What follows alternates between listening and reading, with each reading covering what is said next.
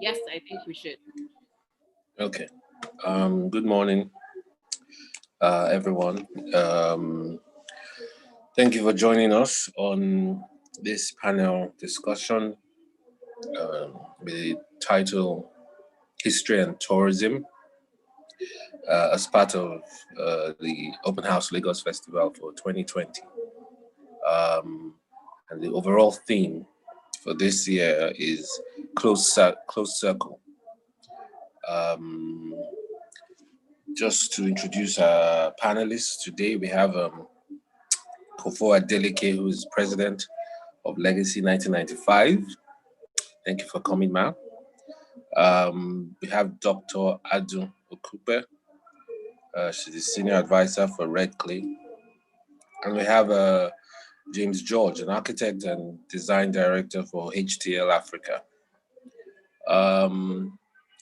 So we've tried to, do a selection of panelists, to cover, I'll say, the aspects of this discussion, history, tourism, and because we're Open House Lagos and an architectural festival, we've also brought in an architect with relevant experience in the subject matter.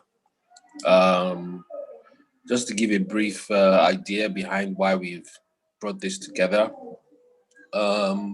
Closed Circle is kind of talking about how you have a sustainable environment in the creative sector, or I'd say in architecture, in the creative sector generally, in Lagos and in Nigeria. And the selection of this topic is kind of us seeing this, well, I say the tourism sector, looking at the problems that exist in the current state of things, and seeing that there needs to be more local content generation, more, well, I say more of a unique selling point. And we feel that the best place to get this content from is from our history, from our heritage. We see that heritage should be the content, and tourism is the product. So I think that is really what we want to touch on here. But it'd be nice to hear, the overall perspectives from our panelists as well. So I'll just kind of take turns from Mrs. Adeleke, Adu, and then James to give us their, general, their first thoughts on, upon hearing the title, History and Tourism. So we can have Mrs. Adeleke, please just, give us a general overview of your initial thoughts. You have to unmute yourself. Thank you very much. Good morning, everybody. Yeah, okay. So I hope you can hear me and see me. Okay. Good morning, everybody. Yes, history and tourism. I mean, I think that bringing the two together can really fill a gap, especially in Nigeria, where history has somehow been suppressed and undermined in certain ways. I mean, history and tourism working together, I mean, it can really, revive and stimulate our cultural values and traditions. And I also think that it provides an experience of history, and it sort of authenticates the stories that we've heard, what we've read about, and in many ways, it can increase the value of, cultural heritage, both tangible and intangible. I mean, we have festivals, we have ceremonies, we have food, as well as the built environment. So I think it can really increase value by bringing them together. And also, it really does fill a huge gap in our sort of learning experience in Nigeria because of, the fact that so many people do not really get a full understanding of history. It's not really being taught as it used to be taught. So I think that that's really going to be a great benefit of bringing history and tourism together. Thank you very much, ma. Well said. Adam, please go ahead. Let's hear your first thoughts. You have to unmute. Good morning, everyone, and thank you for joining our session. For me, it's very important that we look at history as an anchor. And so like Kofo said, when you think of history as your anchor and what it is that you spring from, then it is important that we understand it as a form of a tourism asset. And particularly in Lagos, in my opinion, I think that we have tried to focus on tourism from an external perspective without trying to understand who we are as people, what is it that makes us unique, what is it that makes us tick, and how can these be converted into tourism assets. And why is this so? It's like, if anyone wants to come to Lagos, right, they're not trying to come to see Bahamas, or they're not trying to go to Dubai, right? They're trying to come to Lagos. And therefore, it's important that Lagos has an identity of its own, right, and of itself. And it is from there that you can then start to use that to showcase tourism. But I think the other part of it is that once that is done, people start to understand that this showcasing, this valuing, right, this heritage is important. And therefore, it's an asset that we can really market, and it's an asset that we can then help us to start to really understand more about valuing our culture, valuing our systems, valuing how we do things. So I think it's kind of like a dyadic relationship, really, where the history gives you the identity and the anchor, and by then focusing on it for tourism, people then start to see that, oh, wow, this is important, this is special, and start to think of it as such. Yeah, thanks a lot. James, you know, even though we're talking about tourism, I think some of the issues that have been raised are kind of, will I say, similar to the issues we're having in architecture as well. She's talked about, having an anchor, having some kind of identity, and those are similar issues, I think, and you can comment on that as well. In architecture, like you said, you're coming to Lagos, you're not coming to see Dubai, you're coming to see Lagos. So what tourism assets, what tourism infrastructure does Lagos have to offer? And what are the issues with that? What can history, what can heritage contribute to that sector? So it would be nice to hear your thoughts on this as well. Okay. Hello, everybody. For me, this is a very complex subject. I'm not going to lie to the public and say that I have so much of a grasp on exactly what is going on, because that's very unprofessional. But I would say exactly what I've felt about this subject for a while now and how it has affected our work. Now, for me, the subject of history and tourism is not a subject of history and tourism. It's a subject of history, full stop, tourism, full stop. For me, they are not interchangeable, and they should not be linked until a culture is confident enough of its understanding of its history to allow other people to consume that understanding. So if we, for instance, are selling a tourism of, for instance, like Badagry and slavery, and we're building things there to encourage people to go and see Badagry and slavery, and we don't understand what happened before Badagry became a slave port, then what we do is that we throw Badagry to the wind, and Badagry just becomes a tourist location with a smidge of history, and we trap it in a certain period of history. But there's nothing wrong with that. Tourism is about making money.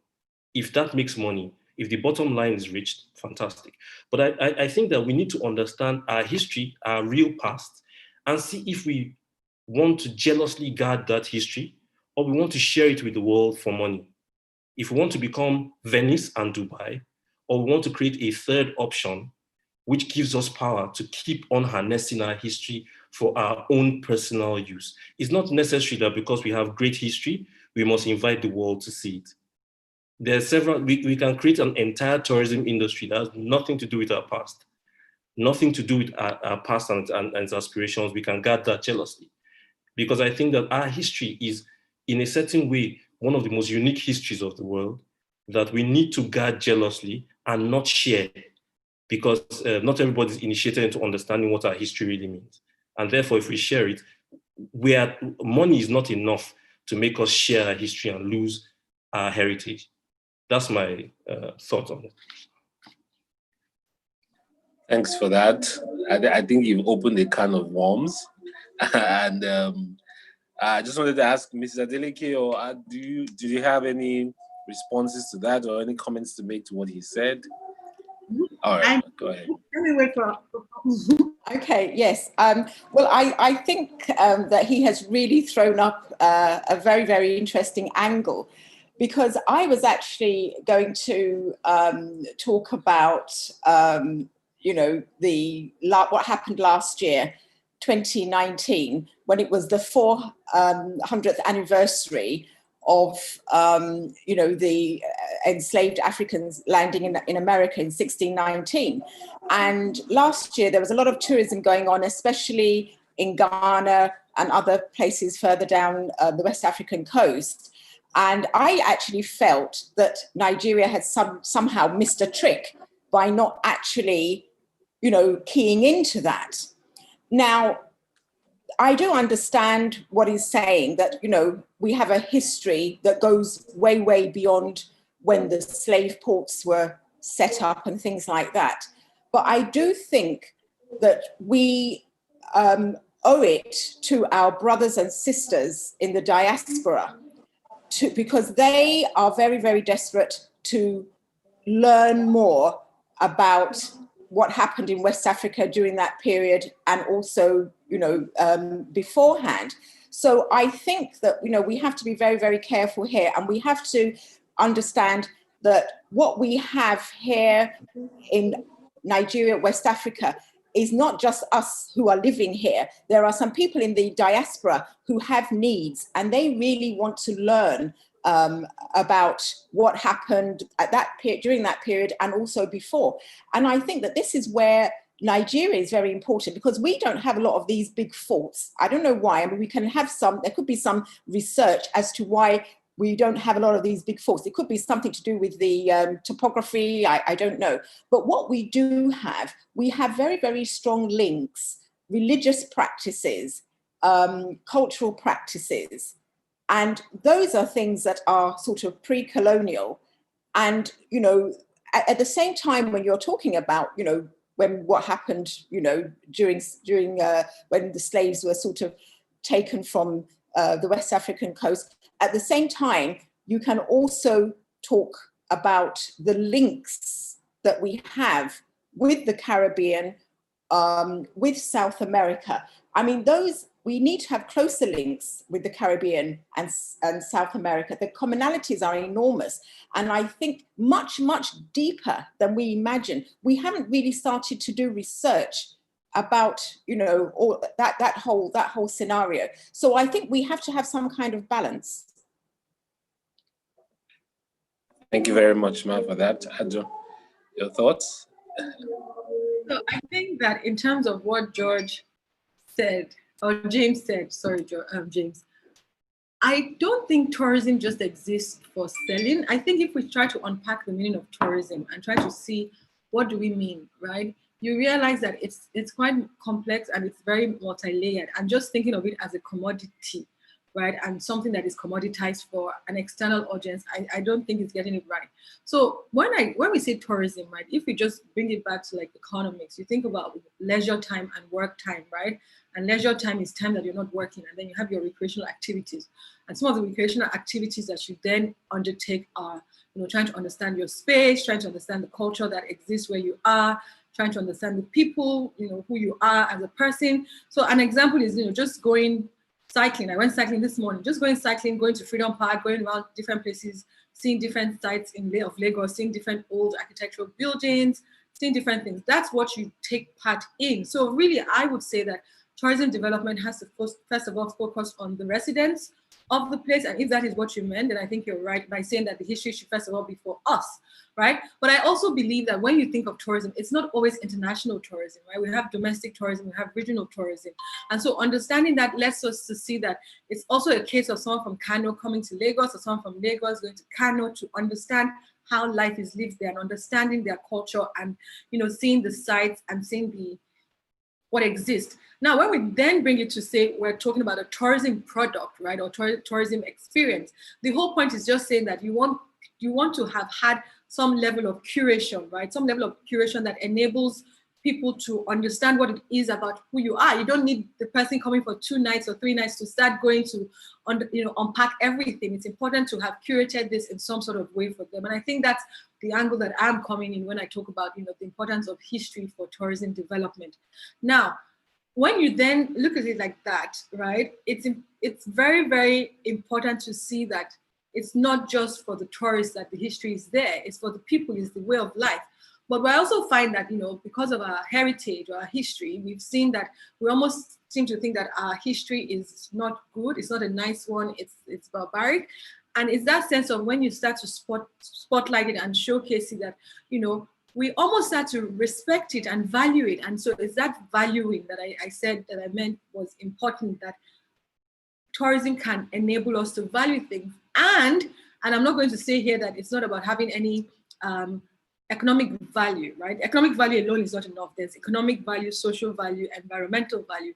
But the economic value then comes when people can then, be part of that tourism value chain. And even the history, the cultural assets there then play a part in helping economic development as well. Thank you very much. I think, if you combine all the things that's been said, I think, there's a good case to be made about the fact that, the first step is for us to value, our own heritage, for us to document it, for us to curate it. And I think that, having international tourists come to benefit from that is a byproduct of us actually, first of all, taking stock of what we have and taking stock of our value.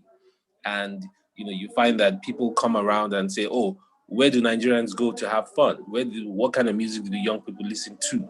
That is the first step, not just what has been packaged for us, what has been packaged, for the external parties. James, you have your video up. You seem like you want to make a comment. I just wanted to just chip into what all I've heard. Okay. And again, I'm going to read that I'm not an expert on tourism. I'm neither here nor there with preservation. I think that there are ways to preserve things that don't have to stop things from functioning. I think that on the other hand, I think history is for initiates, and it's for the people who are interested in history. When I travel to see other people's history, I travel. We do that not because we think that. Well, I do that not because I think that African history is bad or is not palatable, but I do it as a way to arm myself against said culture, so that if there's ever a meeting between my culture and that culture, I know how to present myself. This is the reason why your history should be held to your chest first. Then you should decide as a people if that history, if it's something you want to share with the world, and that, because you must know that history can be weaponized, and this is what colonialism is, a weaponization of your history against you. Do you understand what I'm saying? Now,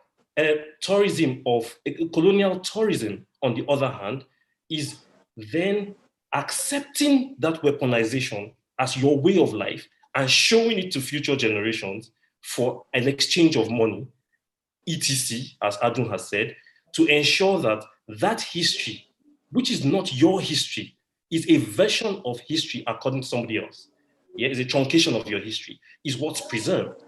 Therefore, when you talk about Lagos and tourism, you rarely show Lagos pre-15th century and arrival of Portuguese. There's nothing to show. So if I'm riding around Lagos, which I do on a regular, to see buildings, most of the buildings I'm seeing are done by British. It's fantastic to preserve that because it's a slice of history, but that's not a slice of our history.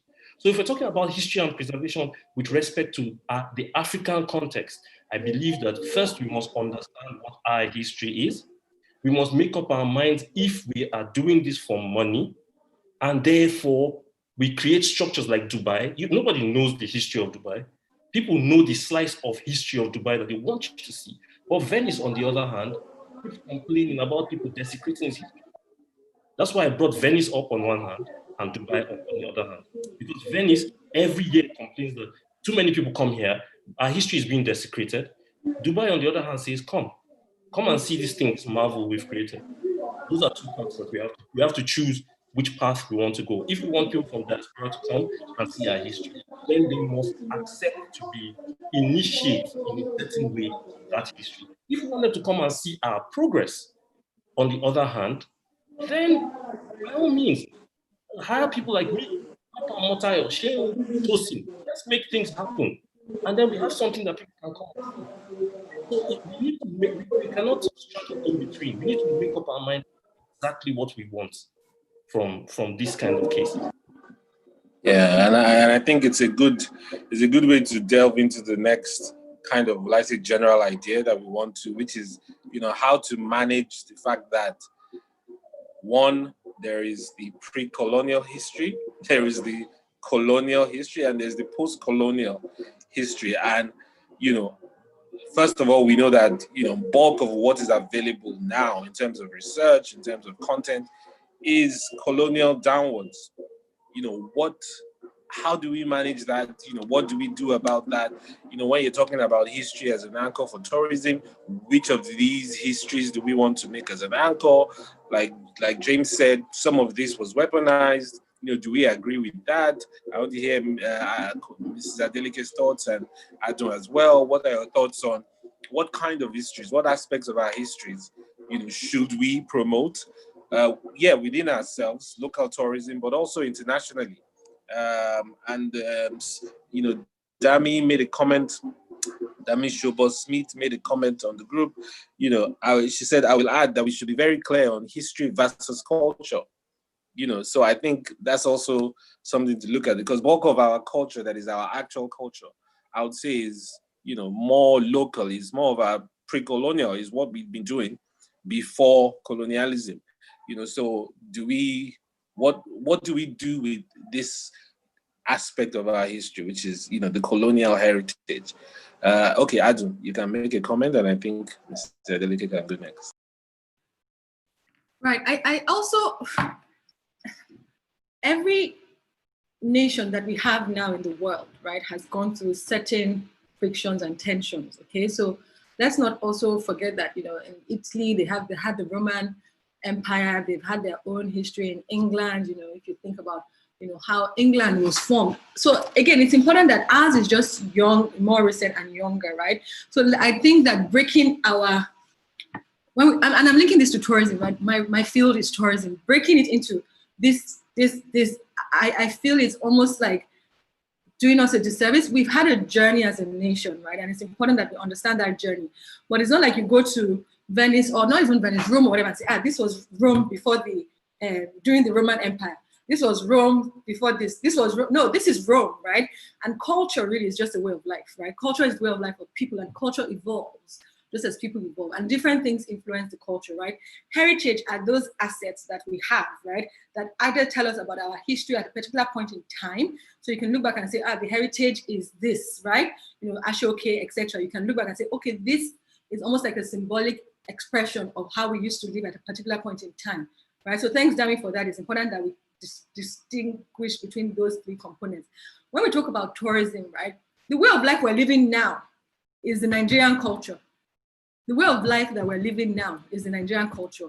The way of life we have lived historically is part of how we have lived historically, right? And it's important to see that and to see how we have moved socioculturally as individuals and as a group of people.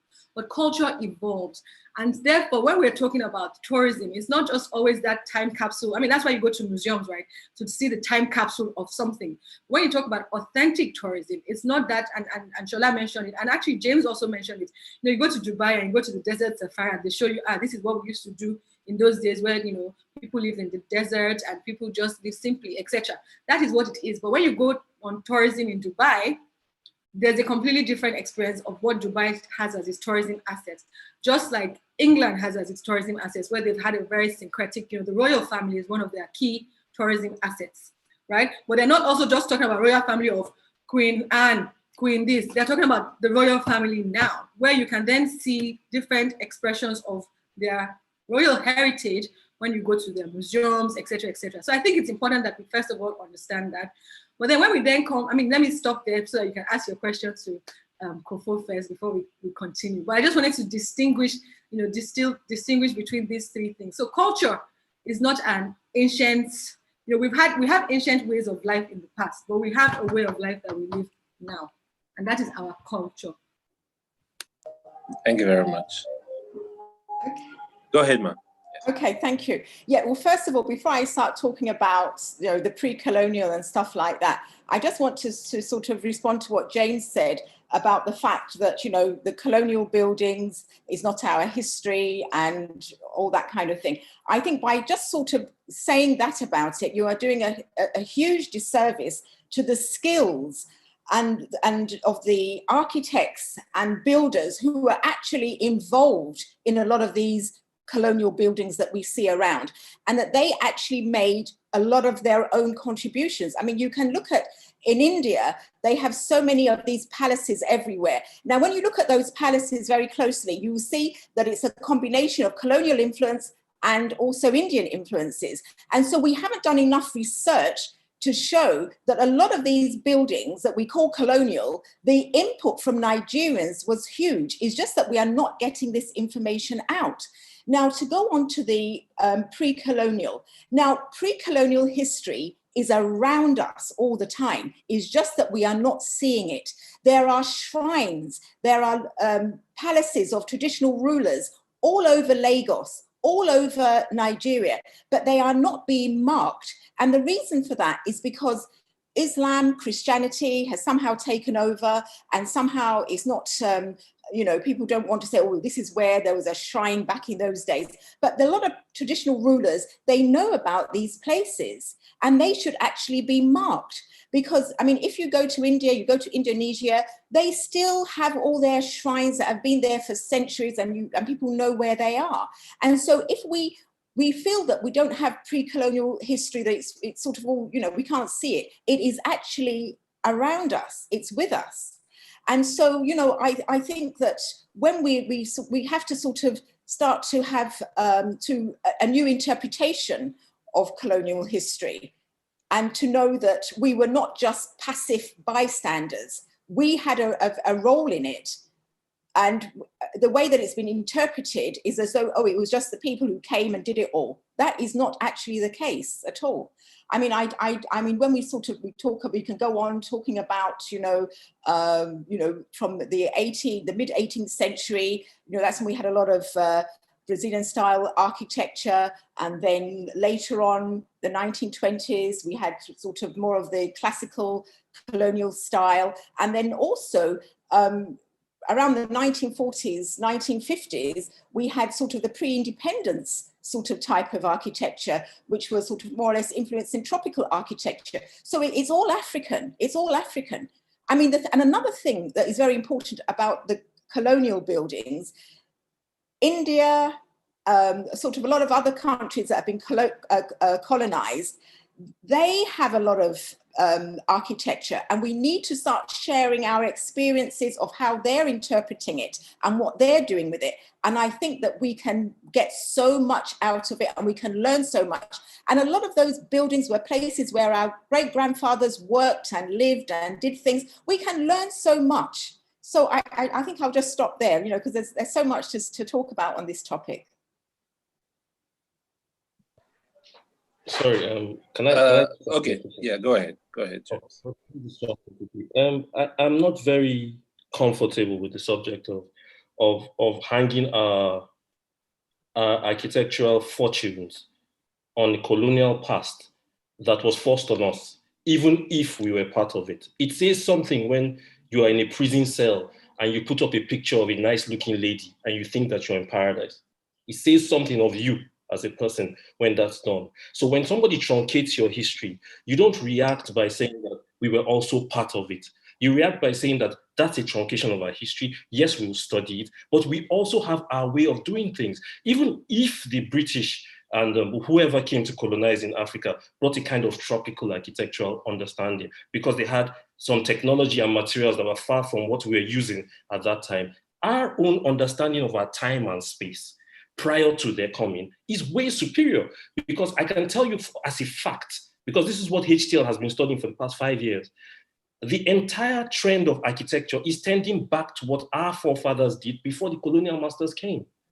Therefore, I'll be very happy if we can share experiences of colonialism with India, but I don't see the positives of two prisoners on two different parts of the continent or two different parts of the world sharing their experiences. I don't see how that helps the people who want to be liberated from that prison when there are other things that come. And that's my biggest problem with Lagos, because yes, Christianity and Islam became a problem, therefore shrines are hidden. Yes, the labor and sometimes the design of colonial structures were what was done by our people, our forefathers, our relatives. I understand, and that's fantastic. But the fact is, that's not our architecture. That's not our heritage. It's part of our heritage, but our heritage, it predates that. It predates that. We have solved the problems of our time, of our time and space. Therefore, if we're using another person's interpretation of those solutions, then we have a problem of seeing ourselves. We have a pride problem. And I had nothing wrong with it. I'm saying that the energy that we use to chase after colonial architecture and colonial times, maybe we should put it into pre-colonial architecture and pre-colonial times, and then we can have a sense of somebodyness that we can then trade to the world as tourism. I don't see us trading Ikoyi bungalows as tourism, because we didn't make them. We might have been part of the making of it, but you don't. If you're not part of a team, you're a spectator of a sport. You don't say that you're the goal scorer because you cheered. You just cheered. You're part of what made the match won, but you're not the person that played the game. For me, it's simple. I see Mrs. Adeleke wants to respond. Could I just come back very quickly on that?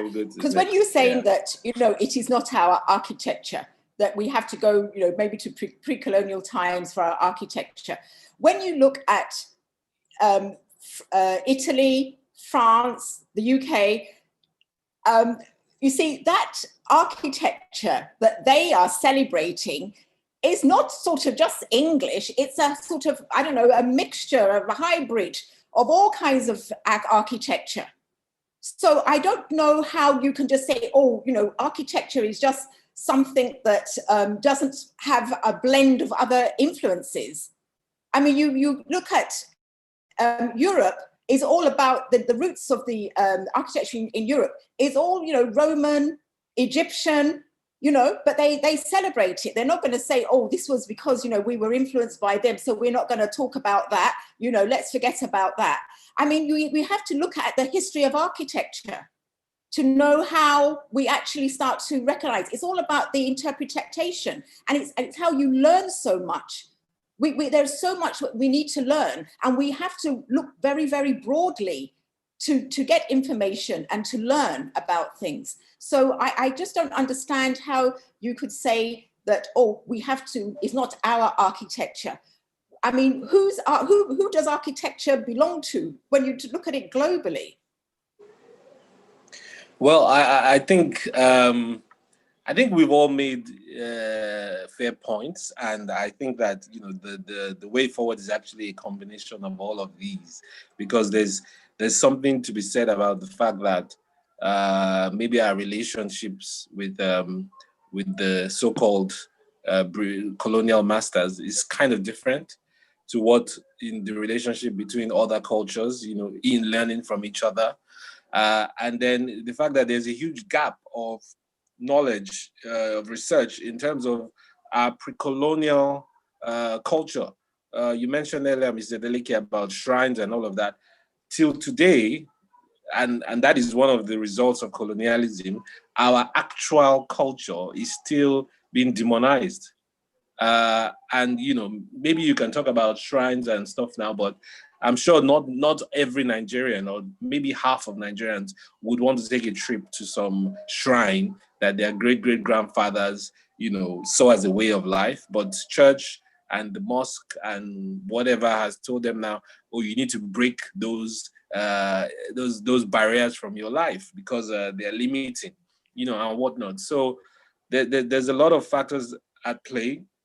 And I think that, I also wanted to bring that up next, that how has all of this. And maybe that was why we started with breaking it up into pre-colonial, colonial, and post-colonial. That how have these things, I'll say, what will I call them now? Maybe timelines or time markers in history. How have they influenced our life? James talked earlier about how construction has been affected. The fact that we've been struggling with using cement, we've been using formwork, all kinds of things, not using our local materials for construction that are not thermally, responsive to our climate. Trying to use technology that we don't have or can't sustain. Craftsmanship has always also been affected. You see that the oldest buildings are the best built, in looking at the general scope of things. You find staircases are more accurate in older buildings. You find accuracy generally, being better in older buildings. And then you start to wonder, has heritage or has, our preservation of our history affected these? And also, as you mentioned earlier, culture, our way of life. Our history is basically a record of the culture of the past. So, their culture, their way of life then, but there should be some aspects of it that we still want to, maybe put in a glass box and showcase, or, one way or the other, it should influence how we live now, because we're a continuum, and we would like that, the people that come after us also continue in that. So I think I want to go around again and see what do you think about, how all of this, maybe we want to see the three markers: colonial, pre-colonial, post-colonial, or maybe just see it as a whole. How has those affected, all these aspects of our life, how we build, what kind of songs we listen to, our way of life, how we worship God. You mentioned earlier, Christianity, shrines. There's a link between all of these things, our history and our current way of life. And, we've brought up issues that we've seen, so maybe I should go from Adun first, and then to Mr. Adeleke, then to James. What are your thoughts in terms of how this heritage and these issues with our heritage have influenced now? And what do you think we can do, going forward? Okay, thank you, Shola. And it's actually nice to have such an interesting conversation on Sunday morning. I would say and Papa had made a comment in the chat box about that, is it possible to look beyond Western principles and how we look back? Our references are still colonial, even how we look back in history. Is there a new way we can learn and we define how we document and reference history without the global Western lens? The short answer to that is yes, there is a way, but it's very difficult because, we have a dominant way of looking at things. Like you said, the Western lens has been globalized. And just to connect it to what we're talking about and Shola's question now, is that the whole point of this session, right, is looking at tourism, history and tourism, but really because it's open house, right, there's an architectural element to it, right? And so we're looking at also as our buildings, right? And the heritage, right? The buildings as the artifacts of ways of life. And if we start to see it like that, and you start to see how it's been documented, people that know me know that I love cycling on Sunday mornings through Lagos Island, just because it's just beautiful. You see different architectural references, you see different buildings, you see communities, you see, today we went through some little parts on Cole Street, and it was just nice it really transported me to Napoli, right? It transported me to Naples, where you have these small roads that have they're not even roads, more like lanes, right? The inner path, and then you see the house, and then there's a pathway in the house that goes somewhere else. And those for me it's just about experiencing it, understanding it. And to answer Papa's question, being a bit humble, being curious, trying to say, what does this mean? What can this mean? Who are these people? How do we understand their own way of life now, right? How do we also see that it is valuable, it is valid, and it is relevant? And how do we start to, when I say people, I don't just mean Lagos Island, I'm talking about anywhere you go, really. How do we start to then have a sense of humility, right? And not a sense of, oh, this must fit into these lenses, right? These are the glasses to which I'm seeing the world, and if it doesn't fit into this lens, then it's not important. For me, and in terms of tourism, how it influences my own work is that when we have people that want to build either hotels or resorts, or if we're working on master plans, right? And it's always this sense of, we want to bring in X, Y, and Z from everywhere. I always say, no, let's understand the people, even if it's a small locale. So if it's a single site project, let's understand the people. Let's start to see different things in this space and learn, right? Because what you don't want is something that is constructed. And now I'm looking into the future, something that is constructed without a nod to the history or the heritage, right? That brings, that has formed this space or this community. And so even if we're talking about tourism, it's also important that whatever we then curate, right? And when I say curate, I mean the tourism sites don't happen by happen chance, right? They're curated and designed for a reason.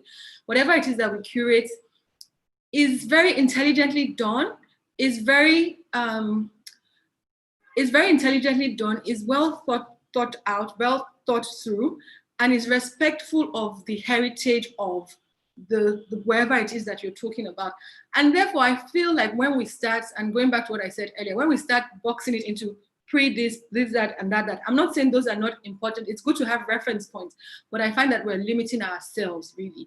And it's important that we try to understand, like Kofo said, that there's a syncretic approach to these things. There's a syncretic manner to these things. Just like even our culture now is syncretic, right? Just if you start to talk about how we dress, how we talk, everything is syncreticized, right? And therefore, we cannot now start to lose out on the bigger picture because we're trying to really go into this very, very, very narrow crossing, dot. I don't know the phrase. There's a phrase, missing the forest for the trees or something along those lines.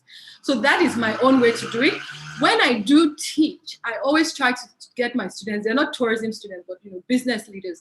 It's important that we start to spend time to understand the pulse of wherever we are, because the buildings are just a manifestation of something. So as an architect, the architect is really there to be a humble student, really, and to document or express for people. It's like an artist, it's a canvas, to document for people an expression of their space that they probably haven't thought about before.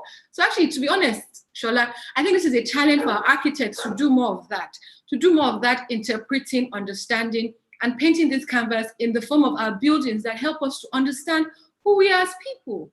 So anyway, that's it for now. Thanks. And just to know that James will have to talk about that, because he's mentioned that at HTL Africa, they've been doing that.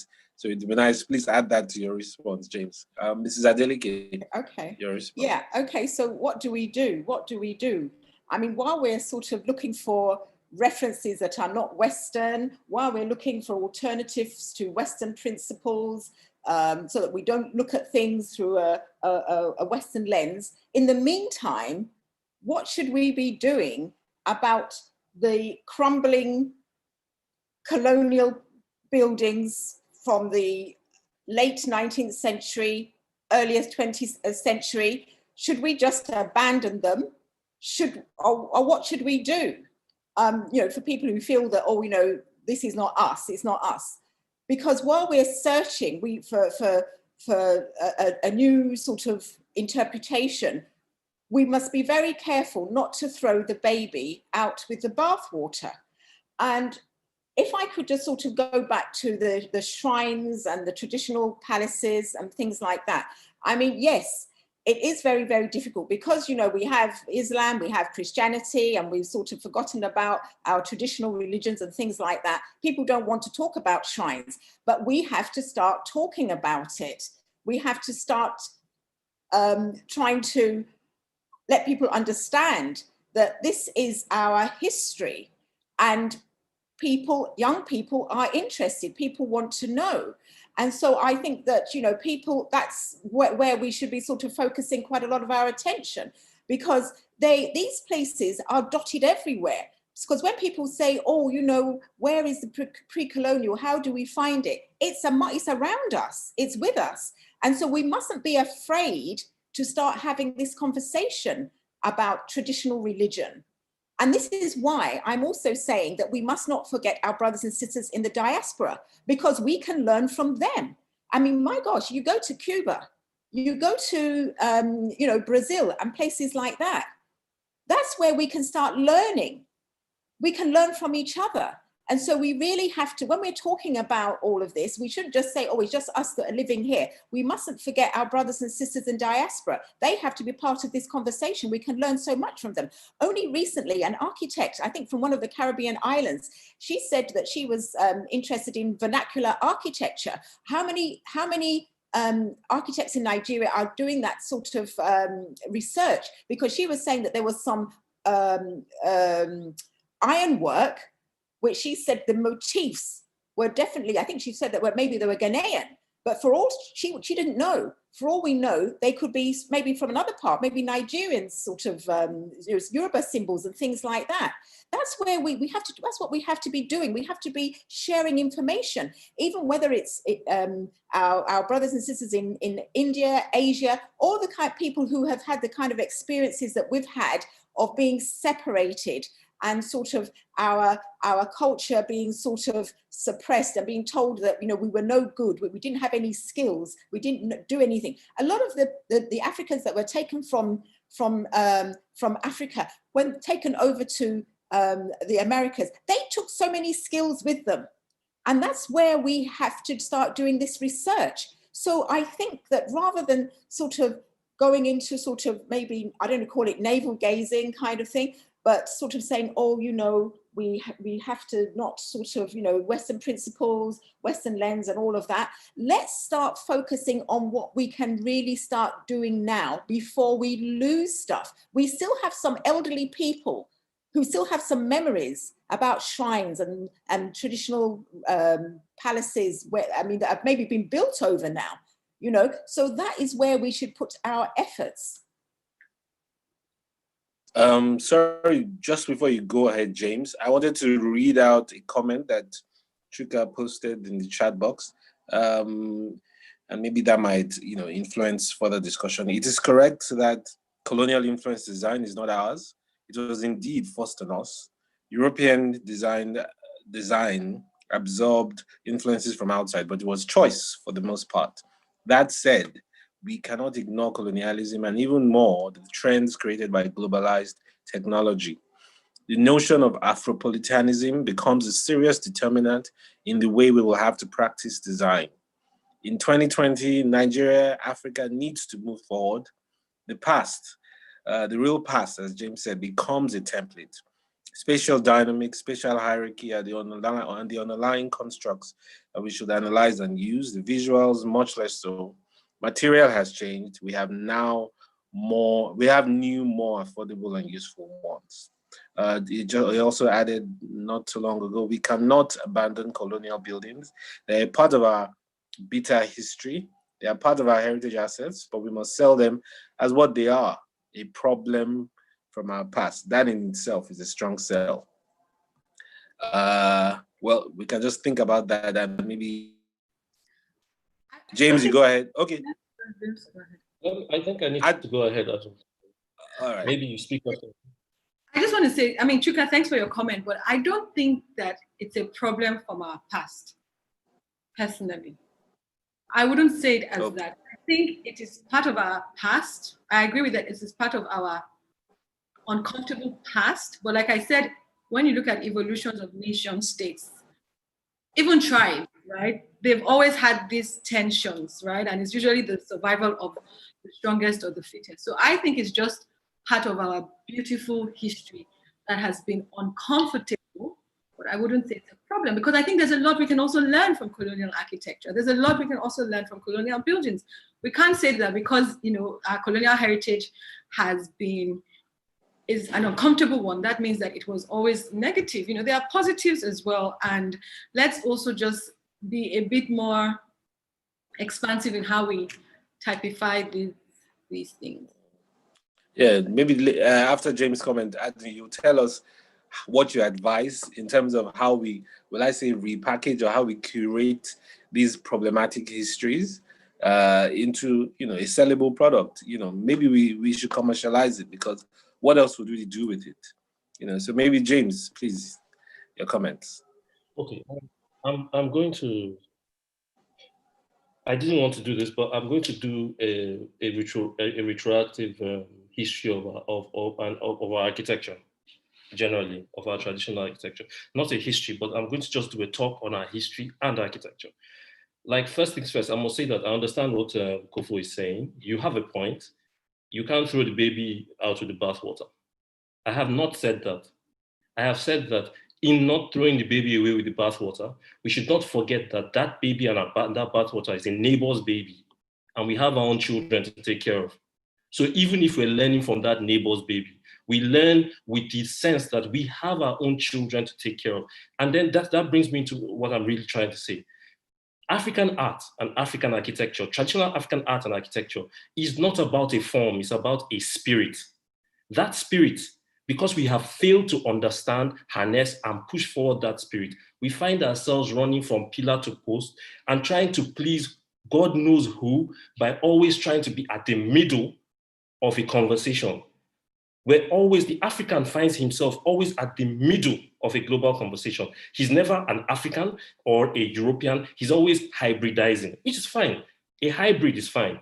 Africa is the home of hybridization. For instance, the architecture of the north of Africa, like in Mali and places like that, that we know of today, was made more efficient by a Spaniard who a king from Mali brought from the Holy Land, the Islamic Holy Land, and he taught them how to use mud bricks to make what they were already making. But that being said, African architecture is less about technology and more about a spiritual content that we have failed to understand because right now our lenses are European. Nothing wrong with that. But even with those European lenses, we are still not European. And therefore, if we understand that what the house in Africa says and what the house in Europe says are two different things, we'll understand how to look at the European eyes as at the European house as an African. We are trying to look at Africans at what is African as European. That's why this colonialism issue is such a big deal. It's a large chunk of our history, but it's not such a big chunk in the whole scheme of things. Because if you look at the scheme of things of African growth, it's a dot in the history. Why are we so fixated on a dot when, and I'm going right back to what Adun said, when there's a forest, why focus on the trees? Why are we so fixated on that dot? Lagos is a dot in Nigeria's history.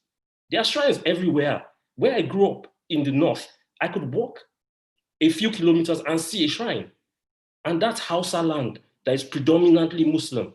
So when you're saying this thing about Lagos, I think you have a very myopic view of the entire picture. And I must tell you that HTL as a practice has based its creation of form and space in Africa on a study, an in-depth study of the spirit of traditional African architecture. If you didn't know that before, know it now, that there's an African in Africa, in Lagos, in fact, that has been traveling around Africa to track down the spirit of our forefathers with European technology to make something that can be exported as African from Africa, and that can give us a better understanding of our history. Therefore, I think that let's conserve colonial buildings. I didn't say we shouldn't conserve colonial buildings. Let's understand what happened. No, come on, man, we should. But it's like suddenly saying that because whites came and there was colonialism, it means that Shango is not relevant. Or if you really want to be, if you want to push a spirit from Africa forward to understand the African space, because the space hasn't changed. All the things we're saying are topical issues. The space hasn't changed. The history, space of Africa and the spirit within that space hasn't changed. Therefore, if we go around colonialism, it still won't change. It's us who have changed. So we have to understand our time and space with the tools that are there to understand that time and space, not with any other person's tools. Then to Adam's assertion about architecture, what you said is very good, very intelligent. An architect should interpret the time of the times that he's in for the people who can't interpret them and make it out in build form so that people can see how we lived and how we interacted in time. That's fantastic. That's what we do. But again, that has a commercial aspect to it. It means that we make icons of some sort. And architects, especially in Africa, cannot make icons. We can't afford it. While we can do that, we also need to be very, very conscious of where we stand and where we've stood since time immemorial as both religious figures and social figures, because the architect in Africa was more of a religious figure than a social figure. Therefore, if we're capturing our time and place as we're supposed to capture it, we wouldn't need to have these arguments about architecture and history if we understood exactly what we are. What I'm saying is, while we can fall in love with colonial technology, which is fine. I mean, I don't care about that. We should conserve Ikoyi. I mean, it's built, it's part of a history, it must be conserved. But Ikoyi is not our history. I'm sorry to tell you that. I'm sorry to break your hearts this morning. Ikoyi is not our history. It's a dot in our history. It's a beautiful or not. It's a dot in our history. It doesn't say what we are. It doesn't say where we're going. It's not about our aspirations. And still, it's so expensive that we can't even be part of it. So what are we conserving it for? In that sense of it, conserve it for people who want to see it as part of a colonial history. But let's figure out what we are as Africans. We've had 60 years alone, and we still cannot describe ourselves in words that are solely about us. We're describing ourselves in terms of westernized European words, in terms of a Europeanized way of seeing ourselves. We're describing ourselves based on the fact that somebody worked on a European building, that the architect wasn't African, and the aspect of it wasn't African. That's our description of being African. It's too long for us. We've been at the middle for too long. We need to either be at the left or at the right. This middle ground, it only works for people that went to Harvard. Most of us didn't. Wow. Thank you very much, James. Mr. Adeleke, you want to say something? Then I think after your comment, we have to find a way to, state actionable steps for, all of us, actionable steps going forward, because it would be a shame to have all of this, discussion and not be able to, provide actionable steps, for ourselves and, the people watching. So go ahead, well, I think Shola has almost taken the words out of my mouth, when he's actually talking about action steps. I mean, I think, yes, I mean, just as James said, we shouldn't be fixated on a particular part of our history, because we go back so far. We have such a rich history, which is pre-colonial. But the thing is, what he hasn't told us, what he hasn't given us, is he hasn't given us the pathway.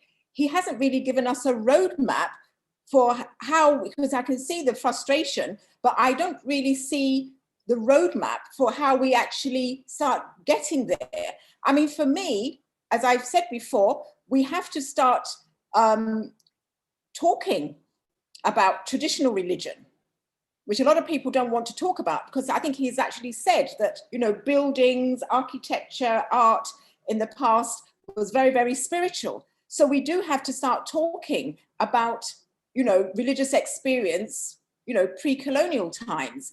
And, I think that is a big area, but so far, nobody has sort of, stepped forward to say, I know there are some people who are working on that, area. I know that there's a book that I believe is sort of coming out about traditional religion, sort of for children and things like that. But there are just very, very few people who are actually maybe daring to sort of go down that route. And so I think those are the kind of things that we have to address.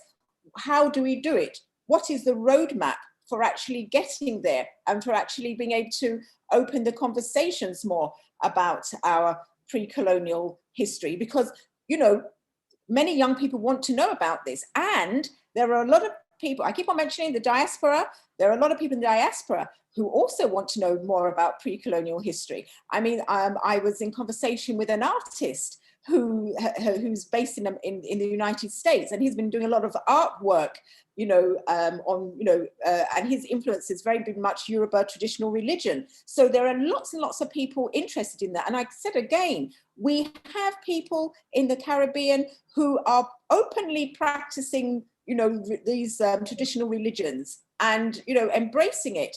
People are going to Cuba to learn about Yoruba traditional religion. I just thought that was quite amazing. Why are they not coming to Nigeria to learn about it? Why are people going to Cuba to learn about Yoruba traditional religion? I mean, I just, so these are the questions we have to ask, but we really do have to start, rather than talking about it, we have to say, what is it that we can do? Thank you very much, Ma. Adam, I think you can start the conversation about actionable steps. You're the tourism expert here. So from the tourism perspective, what do you think? What do you think in terms of actionable steps?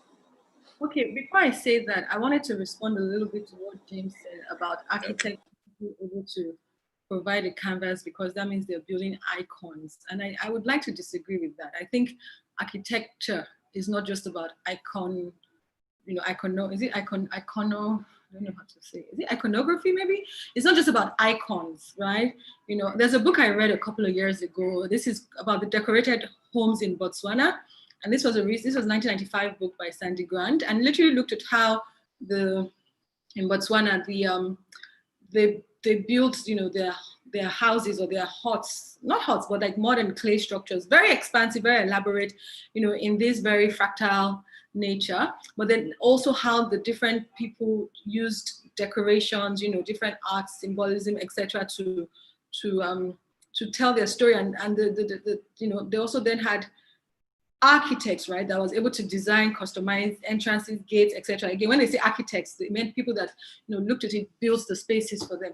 And therefore, I think that if we're looking at architects build dwellings and spaces, offices, homes, etc., it's not just about icons, it's about translating a certain heritage and interpreting it in a simple way. I think that's really what I was trying to say. So it's not just about this whole showpieces and masterpieces. And I think Nigerian architects, like I said, I have a challenge. We have lots of work to do in terms of building to reflect our space, to reflect our climate, to reflect our the sun, how the sun, we need more windows, for example.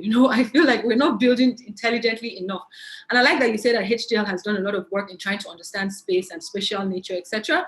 And I can only say that we need to do, continue to do that and continue to use that to inform and educate clients so that we also start to see how are we living in a way that is in tune with who we are as Africans? How are we living in a way that allows nature to come in? You spoke about the north, courtyards. How are we using that and interpreting that in enhancing our current way of life? And the fact that it happens in the north doesn't mean it must only happen in the north. How do we also translate that so that other parts of Nigeria, for example, can learn about that? And how do we also learn from different other spaces? I think that is an important challenge in terms of solutions, right? Is that sense of being aware of different cultures and how this has been interpreted in buildings, either in rural areas, also historically, courtyards, etc. I spoke about Lagos Island today, alleyways, pathways when you come in, and then there's a big back system. How do you have that so that even if you have space, right now a lot of us are choked. Now, from a tourism perspective, for me, the solution really is, and I think Kofo has said it, is that understanding who we are. And I remember once I went to see the Oni, right? And the people had come from Brazil to see him, right? And these people were fluent in Yoruba because they had really learned, and this was like they had learned Yoruba, etc. But the journey to Ife was arduous for them. It was stressful. It was really, really difficult. And they had flown from Brazil to Lagos, the time of their flight, so they had gone on a taxi in the evening, or rather, no, the Oni had sent people to pick them up, and then coming in their car had an issue, so they had to stay in a hotel in Shagamu. Anyway, it was just like a 20-hour journey. And I'm not saying that means that it shouldn't happen. It's just that we also need to understand that there are issues about access, there are issues about documentation, there are issues about information, representation. How do I know where to go to? How do I know who to talk to? Where do I go to? Okay, I know where to go to, but that's because I've had to look for it. But not everyone has the luxury. Again, that's why I talk about this curation that is important. And we all have fit roles to play in this. I think that, there's so many opportunities, right? That I just think that we're not really thinking through them. If I go online, what are the pictures? What are the images that I have? When I really learned about Yoruba culture, etc. I like Yoruba culture, etc. But I really learned about it from, and I'm sorry to say this, but from the British Museum. And then I saw this Cuban play in London, Feast, right? And that's when I started really understanding how we relate to food, etc., etc. Now, how do we do more of that here? The issue or challenge is that we see it as, demonic and satanic. But I always challenge people, like when you go to Harry Potter, you want to see how Harry Potter is. When you go to, Thor, you want to see Thor, the god of, you want to see all these things when you travel to other parts of the world. But for some reason, there's a disconnect when it's here. And when you say that, people start to think, oh, okay. When you start to interpret it as mythology. So there's also a lot of work to be done in terms of translation. How do we translate what we know, what we have inherited as part of our heritage in terms of our identity, our cultural identity, and how do we evolve this and translate this so that people understand that it's not about, you know, if you can love myths from Stonehenge, why can't you like the myths from, you know, Ogun, Oshun, etc.? You see what I'm saying? So those are action points that we can take. Stonehenge has been made to look less scarier. That's what we need to also do. So I did a little project. This was just looking at what was happening in Japan during COVID. There's this Japanese war water mythology, whatever, about, you know, purity and, you know, God that purifies people and cleanses people from pandemics, right? And it's Amabie, A-M-A-B-I-E. You can Google it, right? And during COVID, you know, everyone, you know, they started putting it on their nose masks. Japanese government had it on billboards everywhere because people could relate to it because it connected to their myths, right? They started doing sushi in those shapes, etc. And it really took me to Shokono because Shokono is the god of the pandemic. And I was like, oh my goodness. But if you look at Amebie in 16, whatever, it looks scary. It looks very scary. But if you look at it now, it looks like some very nice anime type, you know, thing. But that's exactly what we need to do. We need to really work and interpret things for the times. And if I can, I'll put the link there so you can see what I'm talking about before and after. So I actually commissioned a graphic designer to do the same for me. So she has reinterpreted Shokono for me because I'm like, we need to also start to do some work on representation so that people understand and not feel, oh my God, because we also need to understand why we had these scary images in those days. In those days, it was also a way to control people, to let people understand what to do, what not to do. And it had to look a certain way so that you, oh, I don't want to do this, right? But now we understand that, things have evolved. You know, when they say don't enter the forest, it's not because they think the forest is going to harm you, because they don't want us to harm the forest and we have to respect the forest, you see? So again, it's all of those interpretations that I think we need to spend more time, you know, doing. Thank you very much. James, actionable steps before we take question and answers from the audience. I like the last thing that Adam said. We need to figure out a proper understanding of what our past is. This is not, it's not a job that can be done in a day. It's not a job that can be reacted to by shrugging and things like that, or by argument. We need to understand the actual essence. So for me and my little practice, it's education, creating of schools and mini programs that can actually research and reinterpret with regards to contemporary times and technology, the tropes of our tradition, yeah, and then dissemination in a way that no matter how scary or not scary, but Adu has made a good point of trying to reduce the shock factor of these things so that they can be palatable and consumable. But for me, it's to be able to create new understandings with our education now. The education that we have is a gift. So if we had a school or a couple of schools, because we can't trust our universities because of politics in it, but we need to create a system of education after school that opens up your eyes to what really has gone on in our past. Then we can now impute that into the current trends of our work. And then that can become tourism. For instance, Adun said something about courtyards in the north. Very good idea, very good thing to have said, very good thing to have brought up. But to burst your bubble, house architecture didn't have courtyards in the sense of courtyard. House architecture, while a courtyard is a space in the center of a building that is built around, house architecture is built within a free space. That's not a courtyard in the traditional sense of the word. But you see, if I didn't say this to you, it's not something that you want. It can just be called a courtyard. And we've taken that idea of house architecture and reinterpreted it and seen that it cannot work as a plan anymore because of space. It can work, on the other hand, as a section. So we need to be able to pass out that information, and that information needs to be debated on, and then we now start to create with respect to that information. So I might create something that looks modern, but its soul, it's African. And the only way to understand that is by going there, by creating institutions that allow people get funded to go there to understand how these things work and why they're the way they are. Because if we don't do that, we're going to constantly keep having these arguments, and we're going to end up settling on Lagos, which is hard to find any real traditional, well, there's history, it's fantastic, but I mean, hey. So for me, I'm saying institutions, institutions, institutions, schools, schools, school, funding, funding, funding. If we can get those three things right, people can go into traditional African architectural pieces and understand them. Then the preservation starts from those pieces, those things that our forefathers made. The preservation starts from them because they are the things that can't stand the test of time. That's where the preservation starts from. Then when we've preserved that mass, because now we have funding, we have education, we have institutions, we preserve that mass.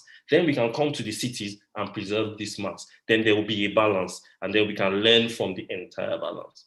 But I don't think that you can make great strides in a historical cultural sense if you don't understand the actual basis of that culture first, before you understand the branches. You understand the tree from its roots, not from the branches that have sprouted off that root. Wow, thank you very, very much. All our panelists, thank you very much, George, Adun, Kofo. Thank you very much.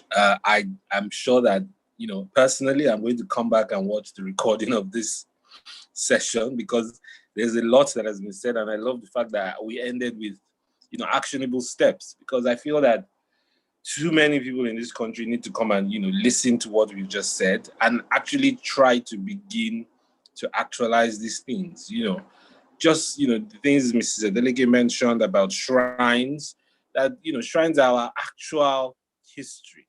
And yes, art and all these things were spiritual because they had to be at the time, for certain reasons.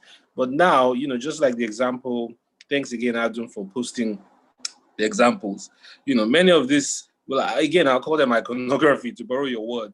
They are things from their past that they've now modernized.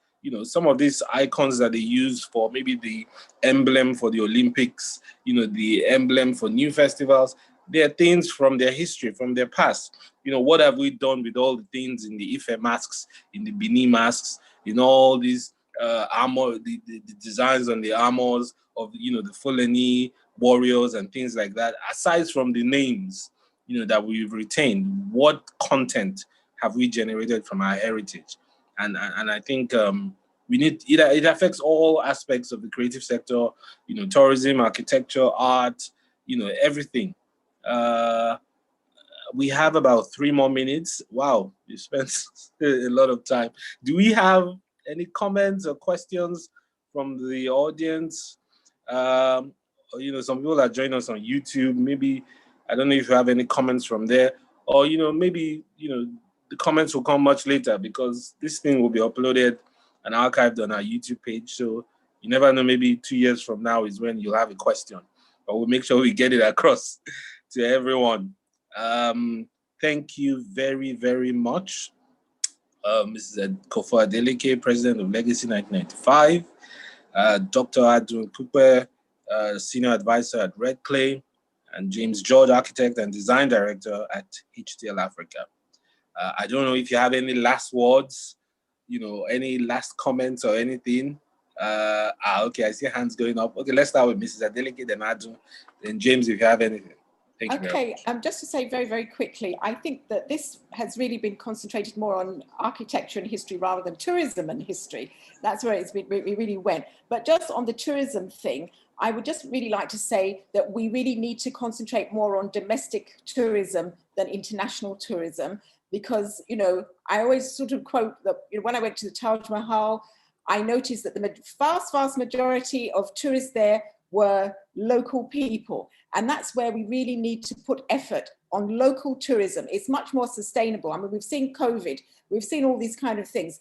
I mean, during the civil unrest, people just went around sort of destroying things. And I'm sure that they probably didn't even know what, the certain things that they were destroying. And so I think we really need to have more concentration on local tourism, because that could be really sort of, educational and also sustainable for the tourist industry. in these sort of difficult COVID times, rather than always thinking, oh, we've got to look for international tourism. And another thing I would like to see between the heritage sector and the tourism sector, I think we need to know who we are.